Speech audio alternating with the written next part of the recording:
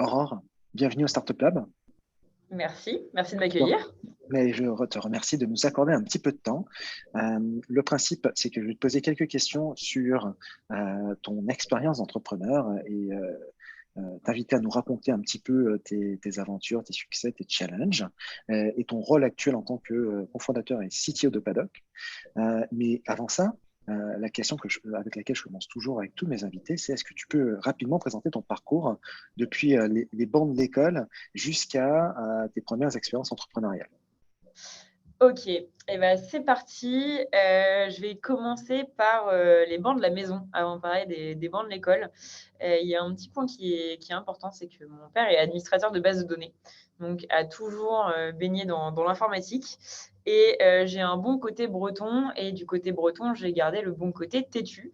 Donc, jusqu'à mes 22 ans, il était hors de question que je fasse de l'informatique parce que je ne voulais pas faire comme mon père.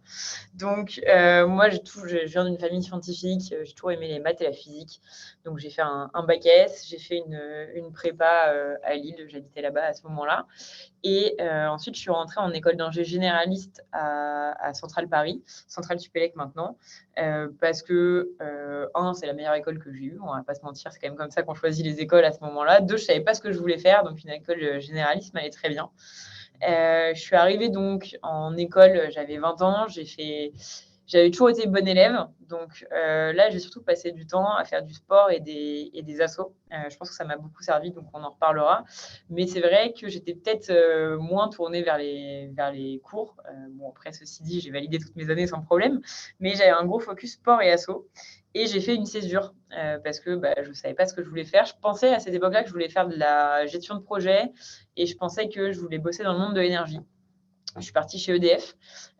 6 mois de stage sur le papier, 6 mois qui étaient censés être géniaux puisque je devais mettre en relation des startups avec des business units d'EDF pour qu'elles puissent faire des POC ensemble et créer des synergies et faire des projets.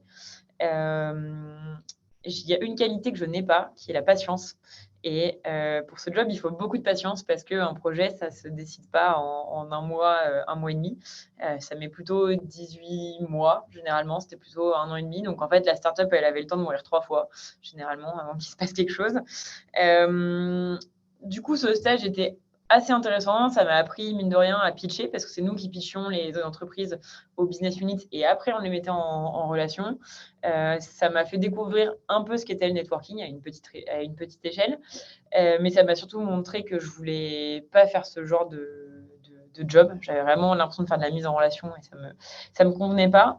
Par ailleurs, je voyais que le monde quand même du digital ou du numérique, alors je ne sais jamais quel mot il faut dire, bref, le monde de l'IT, ça montait, et puis c'était plus rapide, donc ça correspondait assez bien à mon caractère un peu impatient.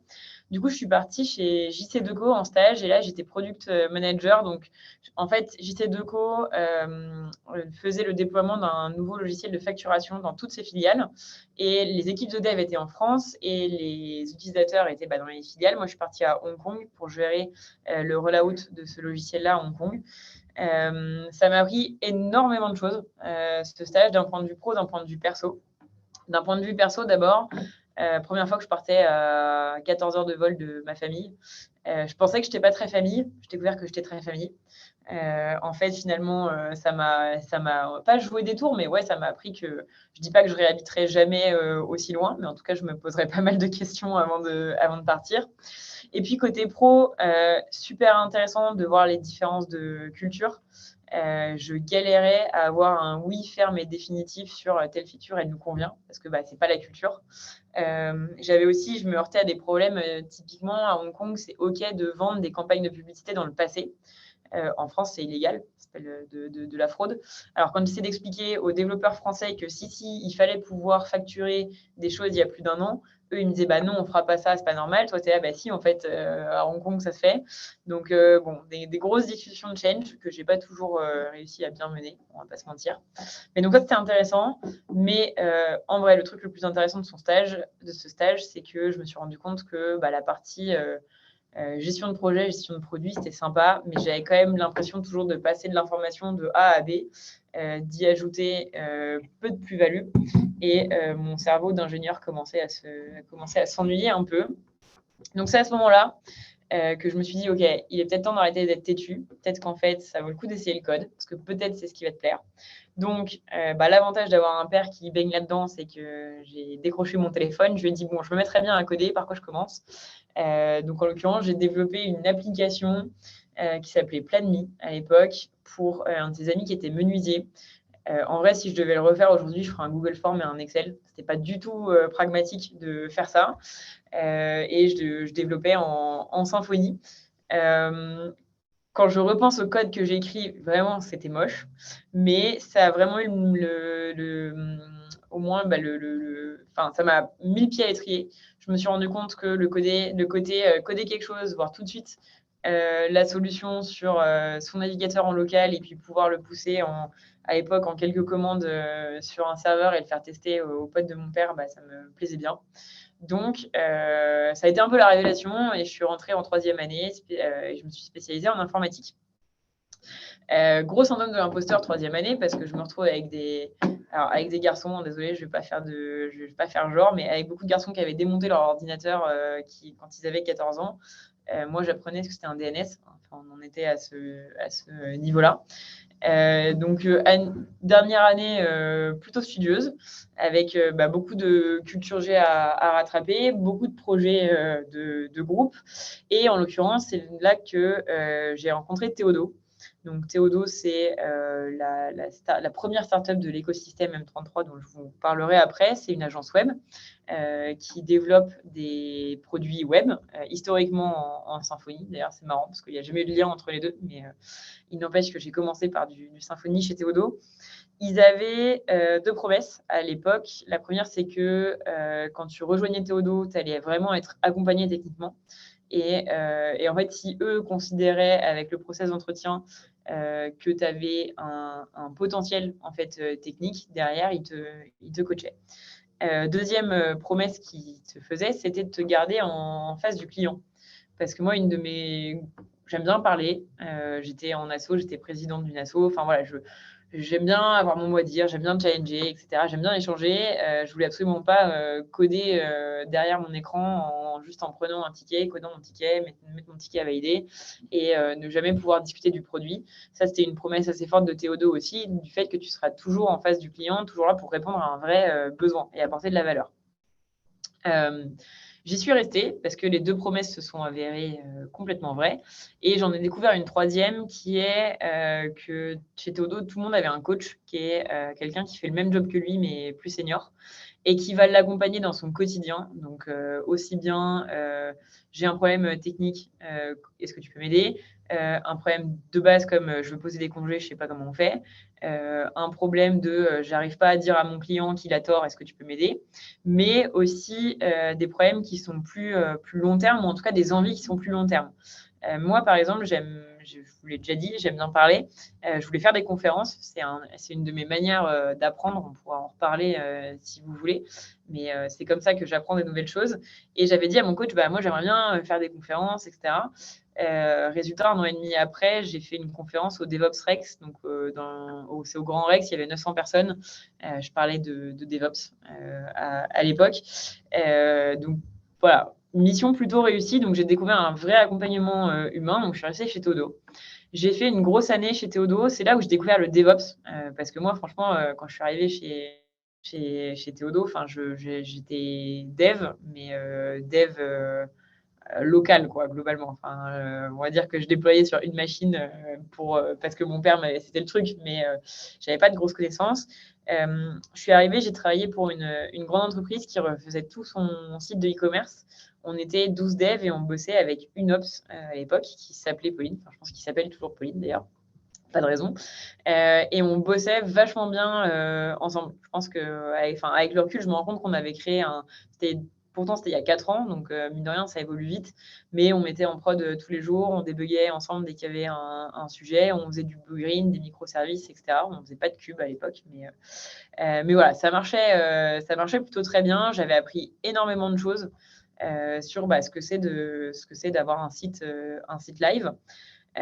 Donc ça, c'est un projet qui m'a marqué. Je vous en reparlerai après parce que ça a quand même un lien avec Padoc. Et Et ensuite, au bout d'un an, j'avais l'opportunité de partir chez BAM. Donc, je vous ai un peu parlé de Startup Studio. En fait, le groupe Théodo s'est retrouvé confronté à un moment à un problème double, qui était des clients qui voulaient une expertise différente, donc qui voulaient par exemple des applications mobiles, et puis des personnes qui commençaient à avoir 5, 6, 7 ans d'ancienneté dans l'entreprise et qui disaient OK, et maintenant, what's next quoi. Parce que voilà, j'ai monté les grades, je suis devenue senior, mais en fait, aujourd'hui, est-ce qu'il y a autre chose que juste des projets clients? Et ils ont décidé à partir de ce moment-là de chaque année lancer 2 startups par an, donc avec un CEO qui est un bizdev du groupe et un CTO qui est un architecte du groupe. Et donc BAM est dans le mobile et a été la première boîte. Milieu 2017, ils sont une 50, soixantaine chez Théodo, ils sont une petite trentaine chez BAM. A priori, j'aime moins le mobile, mais j'ai vraiment envie d'aller voir ce que ça donne une boîte plus petite. Donc, je pars chez BAM. Normalement, pour 6 mois, je devais revenir chez Théodo, c'était prévu comme ça. En fait, je suis jamais revenue. Je suis restée 1 an et demi chez BAM. Alors, j'ai vérifié avec eux, ils m'en veulent pas trop, Théodo. Mais je suis restée chez BAM parce que j'ai découvert que le côté petite équipe me motivait plus. J'avais l'impression d'avoir plus d'impact au quotidien sur mes projets et sur la boîte. Je progressais énormément techniquement. Je pense qu'on aura l'occasion d'en reparler. Moi, je suis persuadée que votre carrière, elle se fait grâce aux gens. Et notamment, mon premier architecte que j'ai eu chez BAM, c'était franchement une tronche technique. Et je me faisais challenger, mais tous les jours. Et vraiment, tous les jours, j'avais l'impression d'apprendre. Donc je pense que ça a été une grosse raison de rester chez BAM. Et j'ai fait 1 an et demi chez BAM. Et je suis partie pour monter Paddock. Alors là, vous allez me dire, le raccourci, il est un peu facile. Je vais quand même vous raconter ce qui s'est passé. L'idée, c'est que j'ai toujours eu, je pense, en tête de monter une boîte. J'ai toujours eu en tête le syndrome de l'imposteur. Donc vraiment, je ne pensais pas le faire si vite.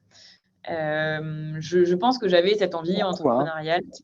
Si je peux te couper ici, Aurore, pourquoi cette envie entrepreneuriale? Parce que autant l'informatique, j'ai compris que c'était ton papa, autant l'entrepreneuriat, d'où est-ce que ça vient?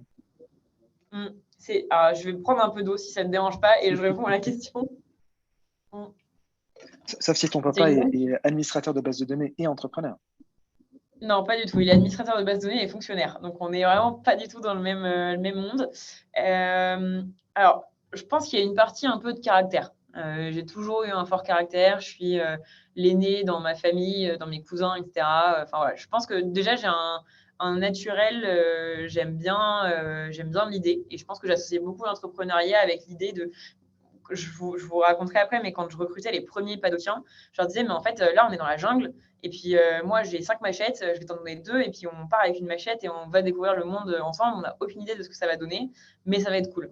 Et je pense qu'il y a un peu ce côté caractère de partir à l'aventure, avoir une troupe et l'idée de la troupe.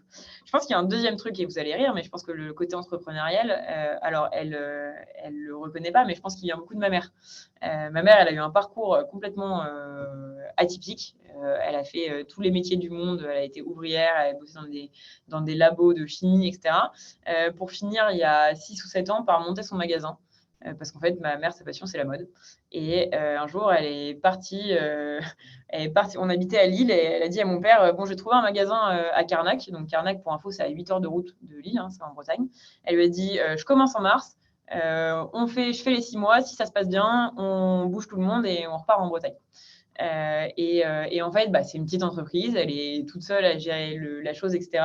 Mais il y a son côté, c'est son bébé, quoi. Et quand elle quand elle fait ses commandes, quand elle vend tout, c'est grâce à elle. Quand elle se plante et qu'en fait, il lui reste 8 pantalons sur 8 qu'elle a acheté parce qu'elle a mal choisi, c'est aussi de sa faute. Et je pense que j'ai aussi pas mal eu ce modèle de avoir des responsabilités, prendre des choix et les assumer. Voilà, je dirais que si je dois faire une introspection, je pense que ça vient un peu de ces deux côtés-là. Et du coup, si je reviens à BAM au bout d'1 an et demi, je pense qu'en fait, qu'est-ce qui a déclenché vraiment la chose? C'est que j'ai rencontré Clément David. Donc, Clément David, c'est le CEO de Paddock. À l'époque, c'était le directeur commercial de BAM.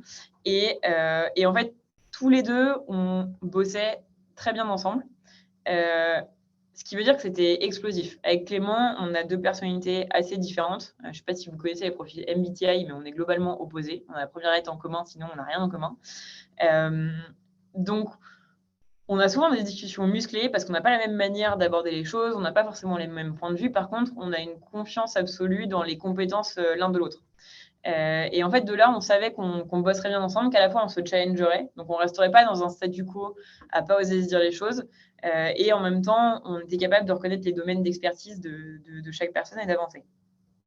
Et tous les deux, on avait des problèmes sur la partie DevOps. Parce qu'en fait, il y avait à ce moment-là globalement 2 grosses options et je fais un disclaimer, je fais une forte caricature en disant ça. Mais globalement, soit on bossait avec des équipes ops de notre client et généralement, on ne les connaissait pas, on ne se parlait pas très bien, du coup, on ne s'entendait pas très bien. Et puis, on se retrouvait à demander une base MySQL et à avoir une base Postgres ou ce genre de choses. Enfin bref, ça se passait généralement pas bien quand l'ops n'était pas de notre côté. En plus, moi, j'avais vécu mon premier projet chez Théodo, où pour le coup, là, c'était incroyable, on se connaissait, on était potes, etc. Soit il n'y avait pas d'ops côté client, et en vrai, c'était encore pire, parce qu'en fait, c'était nous, les ops, en charge de la plateforme, et quand un dev mobile te fait une infra, ça fait des étincelles. Surtout quand tu as vite de la charge sur ta plateforme. Et du coup, on voyait on avait beau parler de DevOps depuis un petit bout de temps, on voyait qu'il y avait quand même encore des mentalités à changer. Et puis Clément, lui, il était commercial, mais en fait, c'est lui qui se prenait les clients qui l'appelaient parce qu'ils ne comprenaient pas pourquoi leur application avait été indispo pendant le service de midi, alors qu'il n'y avait pas de raison, tout était bien recetté, etc. Et en fait, de là, à un moment, on s'est dit, bah, OK, il y a un truc à changer sur ce marché. Et puis après, il y a tout un process de soutenance devant Benoît et Fabrice, qui sont les fondateurs de Théodo et donc les fondateurs du groupe Théodo, qui du coup est un des actionnaires de Paddock. Et donc, on fait la soutenance en juin 2018. Je pense que ça a été... Il y a eu 2 moments dans ma vie où j'ai jamais autant bossé. Je pense qu'il y a eu celui-là et puis il y en a eu un autre. Je vous raconterai peut-être un appel d'offres qu'on a gagné avec BPI. Alors, on a fait 3 semaines vraiment intenses. Je suis sortie de là lessivée, mais on est sorti de là avec un go pour monter la boîte. Donc, on était plutôt contents à ce moment-là. On a pris 3 mois pour mettre en ordre notre départ de BAM, parce que l'idée, c'était pas de partir du jour au lendemain et de laisser tomber les copains. Et on a monté officiellement Paddock le 5 novembre du coup 2018. Alors, je ne sais pas si tu veux que je m'arrête là ou si je raconte l'histoire de Paddock ensuite.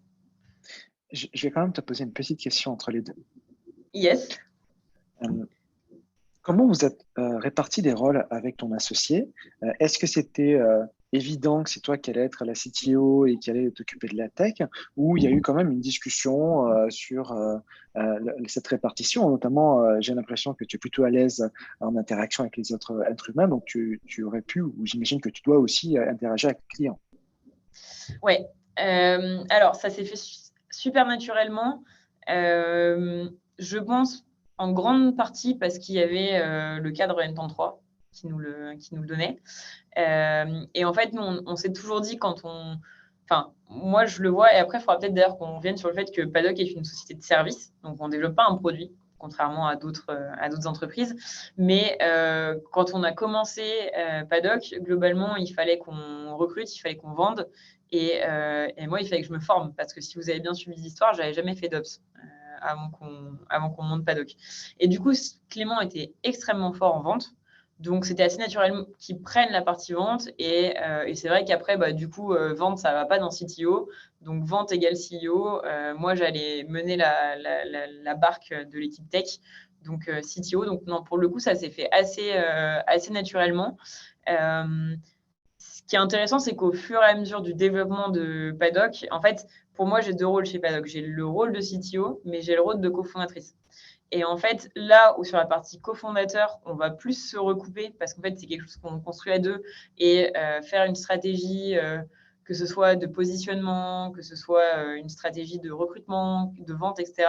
C'est intéressant en fait d'avoir des insights de personnes qui ont des appétences différentes, mais en fait, quelque part, nos compétences, notre métier de base, je ne vais pas dire qu'il a rien à y faire, mais c'est vrai qu'en tout cas, il y a moins d'impact de nos métiers de base quand on travaille sur des sujets plutôt stratégiques et du coup plutôt de l'ordre du fait, qui viennent plutôt du fait qu'on soit cofondateur. Par contre, sur la partie de direction technique, c'était assez évident. Clément comprend 2-3 trucs, mais Mais c'est 2-3 trucs, quoi. Génial. Est-ce que tu peux nous expliquer rapidement ce que fait Paddock et surtout en quoi ça consiste un CTO d'une société de service? Yes. Alors, Paddock, qu'est-ce qu'on fait? On construit, on opère et on sécurise des infrastructures cloud et on-premise. Donc ça, c'est l'explication en une phrase. Globalement, qu'est-ce qu'on fait? On travaille pour des entreprises qui sont aussi bien des scale-up type Frishti, Meilleurs Agents, Ornicar, que des grands groupes type BPI France ou Thales. Et donc, toutes ces entreprises-là, elles ont des produits digitaux. Et nous, on va construire leur infrastructure, on va gérer leur infrastructure au quotidien, ou alors on va migrer leur infrastructure d'une techno A à une techno B, ou alors on va venir faire une mission coup de poing sur un sujet très précis, par exemple, venir faire un audit de sécurité et les rémédiations associées sur l'infrastructure d'un de nos clients. Donc, en gros, on est ce qu'on appelle des Ops, des DevOps, des SRE. Globalement, on a 3 noms, des Cloud Engineers, on pourrait appeler ça aussi. Donc, voilà, c'est ce qu'on fait chez Paddock. Et une société une CTO, une société de service, qu'est-ce que c'est? Ce qui est intéressant, c'est qu'en fait, je pense que mon job a changé tous les 6 mois. Donc, je vais vous raconter ce que c'est maintenant. Mais ce n'était pas du tout le cas au début. En fait, moi, mon rôle, alors, je vais dire qu'il est double et puis vous allez voir que je vais vous trouver 3 ou 4 rôles, mais c'est pas grave, on va commencer par 2 rôles. Mais mon rôle, il est double. Le premier, c'est de m'assurer que je mets mon équipe technique dans les bonnes conditions, que je donne un cadre à mon équipe technique qui permet de s'épanouir. Donc, ça veut dire quoi? Ça veut dire déjà des projets intéressants. Et déjà, ça veut dire des projets. Parce que moi, il y a un truc qui est super important pour moi, c'est qu'on n'est pas une boîte de régie. Moi, mon job, c'est pas de signer des contrats, d'envoyer des gens pendant 3 ans, je ne sais où, à plaisir ou au fin fond des Yvelines, en me disant cool, lui, il est staffé pour les 3 ans à venir, c'est bon, j'ai plus à m'en occuper. Nous, on vend des projets avec un scope qui est précis, sur lequel on est aligné avec notre client et on sait que c'est quelque chose qu'on sait faire et qu'on a envie de faire. Donc moi, il y a déjà toute une partie que je délègue de plus en plus, mais qui est vraiment s'assurer que ce qu'on fait, c'est intéressant techniquement, ça a de la valeur. Si je reviens sur ce que je disais chez Théodo, moi, un de mes points importants, c'était pas de faire les choses juste parce qu'on m'a dit de les faire. Nous, l'idée, c'est pareil, c'est que quand on va faire une mission chez un client, on veut comprendre à quoi ça va lui servir, à quoi ça va servir à son équipe de dev, à quoi ça va servir à son business, etc.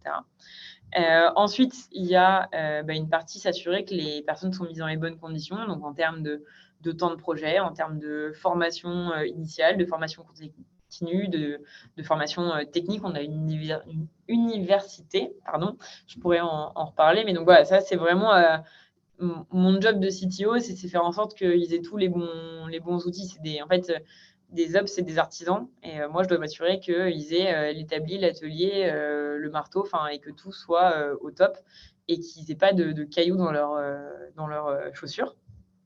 Donc, si je devais le résumer, je le résumerais comme ça. Et après, il y a une partie qui va être une grosse partie relationnel. Et moi, un de mes jobs maintenant, c'est de faire pas mal de networking, de rencontrer des CTO, des DSI, de comprendre leurs pain points, de s'assurer qu'on est toujours sur les bonnes technos, les bons problèmes, les bons challenges de nos clients pour assurer une partie du business. Tout le business vient pas de moi, sinon on ne ferait pas la croissance qu'on a faite. Mais voilà, il y a vraiment, je pense, une notion d'image externe. Combien de personnes chez Paddock aujourd'hui? Alors aujourd'hui, on est une petite soixantaine, entre 55 et 60. J'avoue que je pense que jusqu'à 35, je pouvais donner vraiment le nombre exact et puis au bout d'un moment, j'ai arrêté. Mais on est voilà, une petite soixantaine. Et donc une soixantaine de consultants, ou comment c'est organisé aujourd'hui en interne? Est-ce que vous avez un modèle qui est proche des autres sociétés de services avec des managers, avec peut-être des vendeurs, etc. ou vous avez choisi un modèle un peu différent? Alors je pense qu'on a un modèle assez proche. Aujourd'hui, sur la soixantaine de personnes, il y a une petite vingtaine de personnes qu'on va appeler les bises. Les bises, chez nous, c'est toutes des personnes qui ne sont pas tech. Donc, c'est les personnes qui vont faire de la vente, c'est des personnes qui vont faire du recrutement, c'est des personnes qui vont faire tout ce qui est administration et finance, parce qu'en fait, à 60 personnes, ça commence à prendre du temps. Il y a 3 personnes qui font du marketing, également. Et je leur rends pas hommage parce que je suis sûre que j'oublie un pôle. Mais bref, voilà, c'est les pôles qui font fonctionner la boîte. C'est ce qu'on appelle les fonctions support. Ça a une mauvaise presse, mais en vrai, nous, sans eux, on ne serait pas grand-chose. Et derrière, la partie restante, c'est vraiment l'équipe technique. Ce qui est intéressant, c'est que si on s'était parlé il y a 6 mois, j'aurais pas eu la même réponse. C'est-à-dire que nous, c'est assez simple. J'ai recruté des ops et puis les gens ont grandi avec la boîte. Aujourd'hui, on a eu un seul départ en 3 ans. Donc, on est encore sur des gens qui vraiment grandissent avec l'entreprise et donc qui étaient ops, qui ont pris des rôles de lead. Et jusqu'à il y a 6 mois, j'étais entre guillemets la seule manageuse de l'équipe technique. Donc tout le monde a un coach parce qu'on a repris ce qui marchait bien des autres startups du groupe. Mais le management était très flat. Je trouve que quand on dit qu'on a un management flat, c'est une autre manière de dire qu'il n'y a pas de management. Pas de management, c'est pas forcément une bonne chose. En tout cas, ça marche à 15. Ça marche plus quand tu es quasiment une quarantaine. Et donc, en fait, ce qui s'est passé depuis 6 mois, c'est que j'ai un VP of Engineering qui est arrivé, donc qui m'épaule sur toute cette partie management interne. On pourrait y revenir, mais j'ai recruté quelqu'un qui a plus de 40 ans, a l'expérience, est passé par Blablacar, Back Market, Viadeo. Enfin, l'idée, c'était vraiment il y a un moment de se rendre compte qu'à moins de 30 ans, t'as pas tout vu, quoi. Donc, c'est normal de se faire aider. Et j'ai recruté un VP of Engineering. Il y a un padokien qui est passé Engineering Manager. Et donc là, on est vraiment en train de structurer toute la partie management de l'équipe technique. Là où avant, on avait des ops et des leads qui formaient des équipes. Parce qu'un truc important pour nous, c'est que quand tu fais un projet, tu vas toujours le faire en équipe paddock. Tu pars pas tout seul au front sur un projet. Mais donc, tu avais des équipes qui partaient sur différents projets. Et puis, globalement, moi, j'aidais un peu par-ci, un peu par-là, selon les feux. Et donc là, l'idée, c'est vraiment de clarifier tout ça. Et puis, on a aussi des gros clients type BPI où, en fait, on a 4 équipes différentes avec 4 leads différents. Et donc là, de toute façon, ça a du sens d'avoir un engineering manager qui manage ne serait-ce que la partie projet. Mais de toute façon, je pense que quand on manage des projets et des gens, c'est lié. C'est dur de décorréler les deux. Et dans tout ça, pour compléter un peu, donc du coup, l'équipe technique, il y a quasiment que des consultants. Alors, c'est vrai que je pense qu'ils me détesteraient s'ils m'entendaient dire le mot consultant. Mais il n'y a que des personnes qui peuvent faire des projets. Tout le monde ne fait pas de projet. Par exemple, j'ai une personne qui est dédiée à la vente, parce que vendre des projets Ops quand tu es sales, c'est compliqué. Donc, il y a toujours quelqu'un de technique de notre côté pour s'assurer qu'on va pouvoir le faire derrière. Et puis après, j'ai certaines personnes qui ont des mi-temps dédiés plutôt de la R&D. J'ai une personne qui anime l'université en interne, donc il y a un mi-temps pour créer des cours à donner aux autres padokiens, etc. Mais notre cœur de métier, ça reste le fait de faire des projets. J'ai plein de questions pour toi suite à cette explication. Super. Dans le désordre, je trouve ça super intéressant que tu aies décidé d'engager un VP Engineering qui soit plus âgé que toi et qui est plus d'historique de professionnel. Tu remarqueras que j'évite d'utiliser le mot expérience, qui est un mot valise. Par rapport à ça, comment déjà tu arrives à manager quelqu'un qui, sur le papier, aura pu être ton manager? Ouais, c'est vrai. Et comment en fait tu arrives en fait à garder cette relation et à vous apporter mutuellement.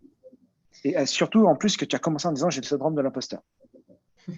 Alors le syndrome de l'imposteur chez moi c'est une vague. Là on est sur, alors je sais pas si c'est le creux de la vague ou le haut de la vague, mais en ce moment ça va. En fait je pense que il y a 2 choses qui sont super importantes.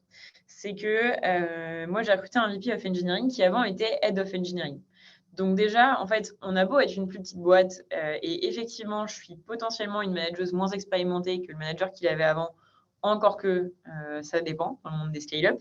Mais quelque part, je lui offre un nouveau défi. Là où avant, il coordonnait 2-3 équipes, là, son rôle à terme, c'est de faire tourner la machine des projets chez Paddock.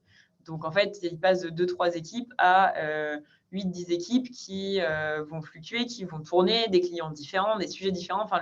Donc, en fait, le défi est nouveau et plus grand et il ne l'a pas adressé. Moi, ce qui m'intéressait, c'est qu'il ait vu des entreprises qui scale, mais je n'ai pas forcément cherché quelqu'un qui l'avait déjà fait parce que justement, je considère que dans un job, tu dois toujours apprendre. Et en fait, un job est intéressant si moi, le jour où j'apprends plus chez Paddock, je pense que je commencerai à me poser des questions. Et du coup, c'était important pour moi que la personne qui nous rejoigne ait un défi en termes de métier. Et l'autre truc, c'est qu'on a une culture lean qui est très forte. On fait beaucoup de lean management, vraiment de manière poussée. Et du coup, c'était important pour moi que la personne qui nous rejoigne ait envie d'apprendre ça. Parce que pour le coup, je savais que c'était un domaine d'expertise où j'allais pouvoir apprendre des choses à la personne. Et ça me permettait de m'assurer d'avoir un apport. Mais en vrai, le point essentiel de tout ça, c'est le feeling. Et ça, aujourd'hui, j'ai pas encore. Et des entretiens, je crois que j'en ai fait passer 22 pour des VP of Engineering. Donc, franchement, ça a été long et fastidieux. Mais il y a un moment, en fait, la personne, tu le sens. Tu sens qu'en fait, tu vas avoir de la confiance, qu'elle va te dire les trucs, que toi, tu vas pouvoir lui faire des feedbacks. Et c'est marrant parce que pas plus tard que ce matin, j'ai fait un feedback à Nicolas, qui est notre VP, sur sa communication écrite. Parce que je trouvais qu'en fait, il nous avait envoyé un truc qui n'était pas clair, etc. Et au moment où je l'ai fait, je me suis dit, wow, tu es en train de challenger un mec, il a 15 ans de plus que toi. Franchement, est-ce que tu es vraiment à ta place de faire ça? Et en fait, je me suis dit, bah oui, il n'y a pas de raison en fait. Et en l'occurrence, lui, il était super content, il le prend bien, il n'y a pas de question d'ego. Donc, et je pense que pour le coup, quand on recrute un VP of Engineering, et alors c'est 15 000 fois plus important avec votre associé, mais en fait, vous cherchez un binôme. Et moi, j'avais besoin, Nicolas, c'est mon bras droit, c'est mon binôme, c'est ce qu'on veut. Mais du coup, c'est important qu'il y ait une confiance qui soit complètement totale. Et ça, j'ai pas trop d'autres conseils que de dire qu'il y a un moment, ça se sent, quoi. Ma deuxième question par rapport à ça, hein, et ça vaut autant pour ton VP of Engineering que pour, si j'ai bien compris, un Engineering Manager, c'est que à quoi ça sert un manager quand tu as des collaborateurs qui sont en mission chez des clients? Ils ont besoin de manager quoi? Yes, super intéressant. Tu as besoin d'un manager pour moi pour deux raisons. Tu as besoin d'un manager déjà pour réussir ton projet, donc vraiment réussir la mission client.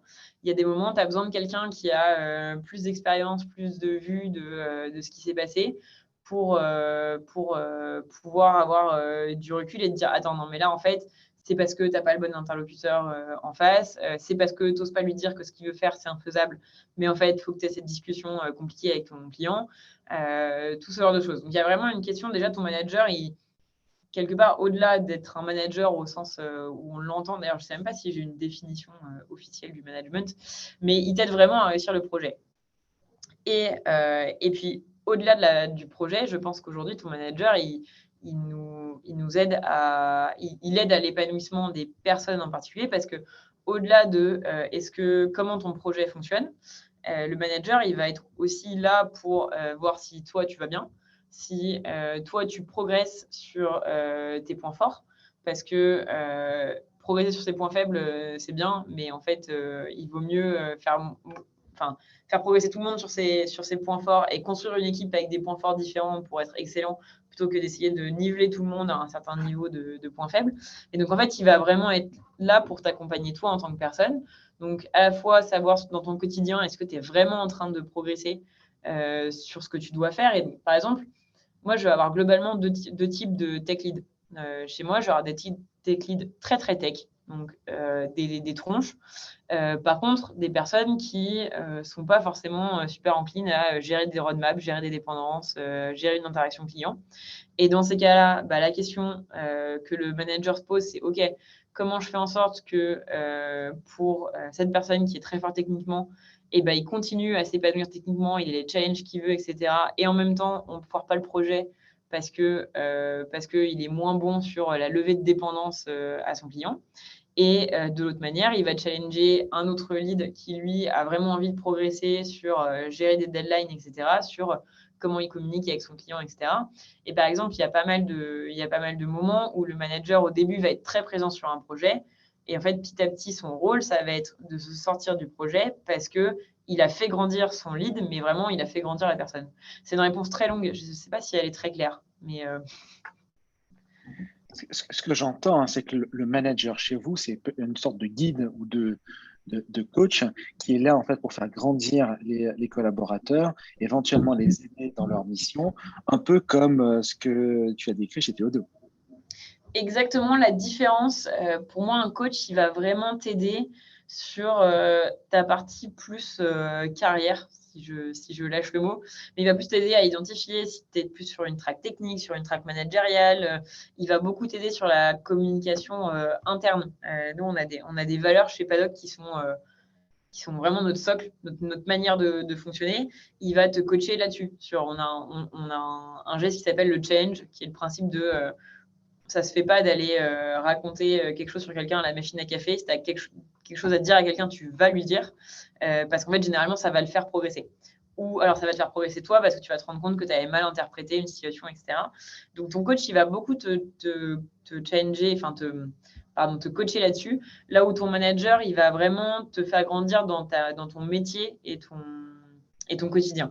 Et par contre, il y a une partie que je n'ai pas dit, mais c'est vrai que sur le côté projet, bah, ton manager, in fine, c'est aussi lui qui est responsable devant la tactique, qui est l'équivalent de notre COMEX chez nous, du fait que le projet se passe bien, ou alors si ce n'est pas le cas, qu'il y ait des réactions qui soient en place, etc. Je comprends bien. Par contre, il y a un point que tu n'as pas encore abordé, hein, qui est assez classique des sociétés de services, c'est les intermissions. Qu'est-ce qui se passe quand tu as des collaborateurs? J'évite d'utiliser le mot consultant, hein, tu as bien compris. Merci beaucoup. Quand il y a des collaborateurs en fait, qui se retrouvent à la fin d'une mission, est-ce que vous avez tellement de demandes qu'en fait ça n'arrive jamais? Ou est-ce que ça arrive quand même et vous essayez de le gérer différemment, sachant que l'un des problèmes en fait de ces intermissions, c'est que les collaborateurs en fait s'ennuient et s'en vont. Eh bien, ça va peut-être te surprendre, mais en fait, effectivement, on n'a pas d'intermission. Aujourd'hui, c'est quelque chose vraiment qu'on a toujours réussi à faire, allez, à peut-être 2 jours près, en 2018. Mais aujourd'hui, il n'y a pas d'intermission, ça pose d'autres sujets. Mais en fait, le problème des intermissions, ça veut dire que tu as du temps, dédié à de l'interne, en fait, mais à un moment que tu n'as pas forcément choisi, les sujets ne sont pas forcément clairs, ce n'est pas forcément la bonne personne pour bosser sur le bon sujet. Donc nous, vraiment, on fait en sorte qu'il n'y ait pas d'intermission. Et par contre, c'est ce que je disais un peu en description de l'équipe technique, c'est que derrière certaines personnes, selon leur expérience, leur expertise et leurs envies, vont sur un temps donné, qui est parfois long, hein, mais avoir du temps dédié, pas client.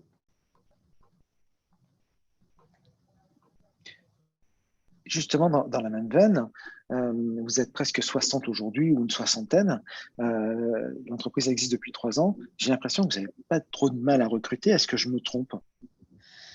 Alors, ça dépend à quelle échelle enfin, quel point de vue tu prends. Si on prend un point de vue externe, je pense que ça va, on recrute bien, on va recruter 30 personnes là sur l'année.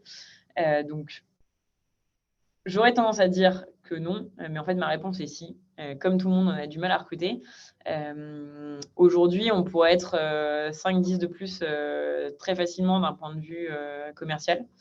Et puis nous, on a une attention très forte à la croissance. C'est quelque chose qui est super important pour nous d'être en croissance. Pourquoi? Pas tant pour une question d'ego, parce que bon, ça fait toujours plaisir hein, d'être dans une boîte qui fait de la croissance, enfin, surtout quand tu es à la tête. Non, le vrai truc, c'est que pour moi, c'est la croissance qui donne des opportunités. On peut se permettre des trucs qu'on fait maintenant à 60, d'avoir une université, par exemple. On peut le faire maintenant, on ne pouvait pas le faire à 5. Parce qu'il y a un moment, quand tu es 5, de toute façon, la question, c'est la survie, quoi. C'est comment tu t'assures que tu as au moins de quoi payer les salaires pour les 2 prochains mois. Aujourd'hui, on ne se pose plus ces questions. On a établi la base de la pyramide de Maslow. Je suis complètement en train de me perdre dans mes... Ouais, je parlais de croissance. Si. Donc pour Et nous, tu vas retomber en fait sur comment vous recrutez. Exactement. Et donc, pour nous, c'est super important de faire de la croissance. Et tu vois, on a beau avoir recruté 30 personnes, ce qui est franchement génial, ben, en fait, on n'en a pas recruté assez. On aurait aimé recruter plus de personnes cette année. Est-ce que vous avez des secrets qui vous permettent d'en recruter autant, hein, parce que, comme tu sais, moi, je travaille avec beaucoup de CTO et tout le monde pleure parce qu'ils n'arrivent pas à recruter les bons profils. Est-ce que vous avez développé des secrets industriels qui vous permettent en fait d'avoir accès à des profils que les autres s'arrachent? Alors, je ne vais pas révéler toute notre sauce, je suis désolée. Non, pour moi, il y a 2 trucs qui sont très importants. C'est déjà qu'on y met les moyens. Tu vois, moi, il y a un truc qui m'a toujours étonnée, c'est de voir que tu as des startups qui ont des ambitions énormes de recrutement, mais en fait, elles ont un recruteur. Allez, un recruteur et un alternant, si on est content. Nous, aujourd'hui, on a 3 personnes à temps plein, 1 personne à mi-temps, et on cherche à recruter 2 recruteurs. Donc, en fait, je pense que déjà, il y a un moment, enfin, recruter, c'est un… Moi, alors que c'est pas mon job, moi, j'y passe déjà entre 4 et 5 heures par semaine parce que je fais des entretiens 4 à 5 heures par semaine. Mais en fait, il y a besoin de temps pour gérer tout l'opérationnel, mais aussi pour comprendre ce qu'on… Parce qu'en fait, c'est de la vente, hein, le recrutement. On vend une entreprise à un candidat et comprendre quel est le produit qu'on vend, pourquoi ça irait, tu vois, pourquoi Paddock est très pertinent, par exemple, pour des étudiants de l'EPITA, pourquoi Paddock est très pertinent aussi pour quelqu'un qui a 15 à 20 ans d'XP. Et en fait, ça demande du temps, de l'investissement. Et je pense qu'aujourd'hui, notre premier truc, c'est effectivement de mettre les moyens dessus. Le deuxième truc, je pense qui marche, c'est qu'une fois qu'on décide que… en fait, notre processus de recrutement est long. On a 5 ou 6 étapes de mémoire, enfin 5 physiques et un test en ligne. Moi, je trouve ça top d'un point de vue candidat et je le dis en l'ayant passé chez Théodo. Donc, je parle d'expérience, mais qu'en fait, tu rencontres plein de gens de la boîte différents. Donc, tu te fais quand même une bonne idée de à quoi va ressembler la boîte. Mais ceci étant dit, quand tu as passé le premier entretien avec notre recruteuse, parce qu'aujourd'hui, c'est que des femmes qui font passer les process. Mais en fait, elle, si elle décide que tu rentres dans le process, elle devient ta coach. On en revient à un mot que j'ai beaucoup dit. Mais en fait, l'idée, c'est vraiment, nous, il y a un gros sujet sur ce que tu sais à l'instant T, on s'en fiche un peu, en fait. Parce que aujourd'hui, on est assez gros et on a assez de gens très bons pour s'apprendre beaucoup de choses. Et du coup, tout ce qu'on veut voir, c'est à quel point tu prends les feedbacks. Donc, est-ce que tu es humble? Est-ce que tu es capable d'entendre du négatif? Et puis, à quel point, comment tu réfléchis quand tu es face à un problème technique, etc. Parce que pour voir si quand nous, on explique les choses d'une certaine manière, on arrive à communiquer et du coup, on arrive à te faire progresser. Et donc, cette personne qui est ta coach, en fait, elle va te faire des retours après chaque entretien en disant, OK, ça et ça, c'était cool. Par contre, par exemple, tu n'es pas assez concis. Ou tu te perds dans tes pensées, on n'arrive pas à te suivre. Ou on dirait que tu n'es pas motivé. En fait, est-ce que tu es vraiment motivé? Prends le temps de réfléchir, de t'arrêter, etc. Et ça, je pense que ça fait qu'on a une expérience candidat qui est bonne. Tu nous parles rapidement de l'université Paddock. Qu'est-ce que c'est, à quoi ça sert et pourquoi avoir créé une université interne? Alors, pourquoi avoir créé une université? Je suis convaincue qu'on apprend sur le terrain. Moi, j'ai fait un peu de rugby en école. J'ai pas appris le rugby en regardant des matchs de rugby, hein. J'ai appris le rugby en étant dans la boue avec un ballon, en faisant des passes toutes nulles et en me faisant plaquer parce que je n'étais pas gainée. Voilà. Donc, je pense que rien ne remplace le terrain. Et nous, quand tu arrives chez Paddock, il y a 3 semaines de formation, mais après, tu pars sur un projet. Tu pars, comme je l'ai dit, jamais tout seul, etc. On fait toujours des équipes pour qu'elles réussissent, hein. Notre but, c'est pas de mettre les gens en galère, mais tu pars sur un projet. Parce qu'à un moment, tu apprends vraiment en étant sur le terrain. Ceci étant dit, le projet, c'est génial, mais ça va vite. Il y a toujours plus à faire, etc. Et à un moment, on s'est retrouvé face à un dilemme qui était…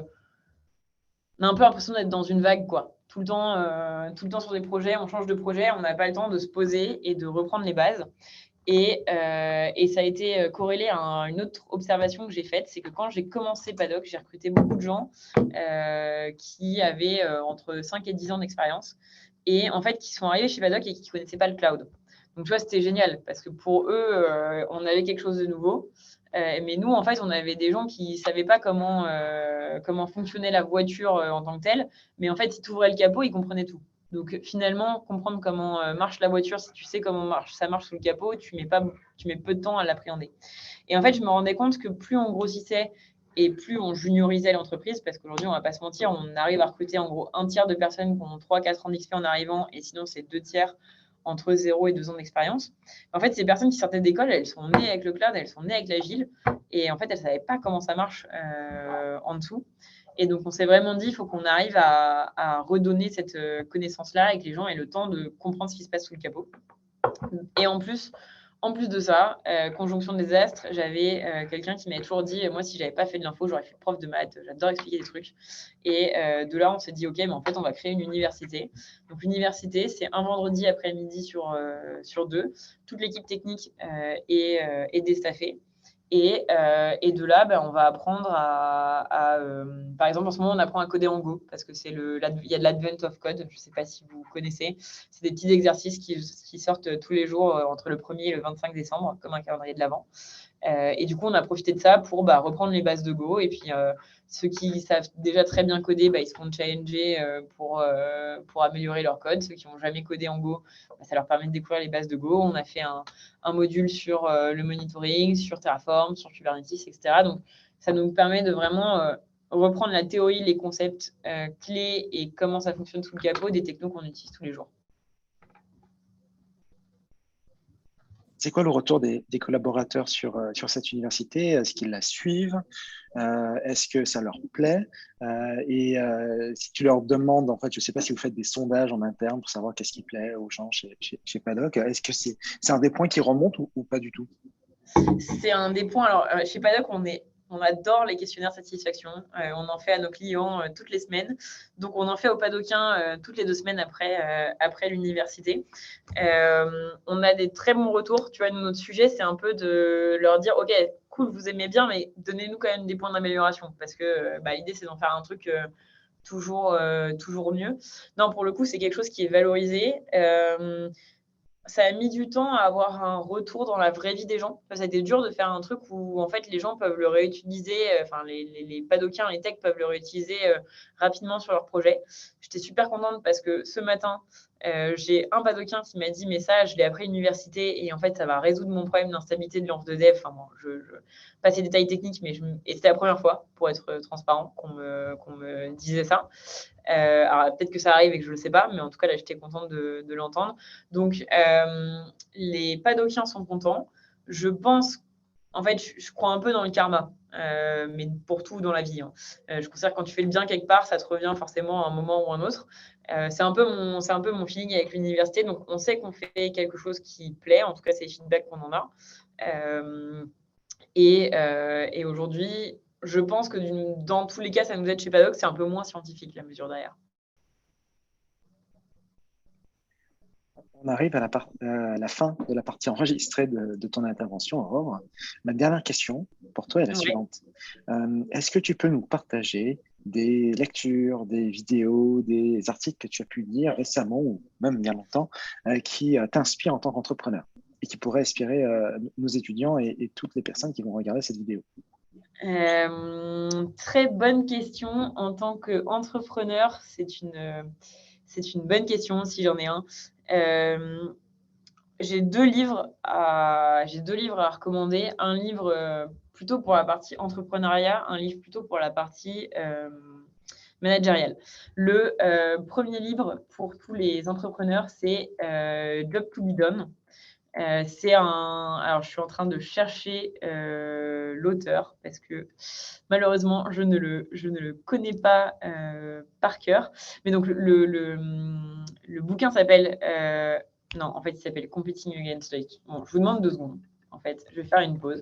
Comme ça, hop, voilà. Le livre, donc, il s'appelle Competing Against Luck. Donc, se combattre la chance. L'auteur, je vous dis ça tout de suite, c'est Clayton Christensen.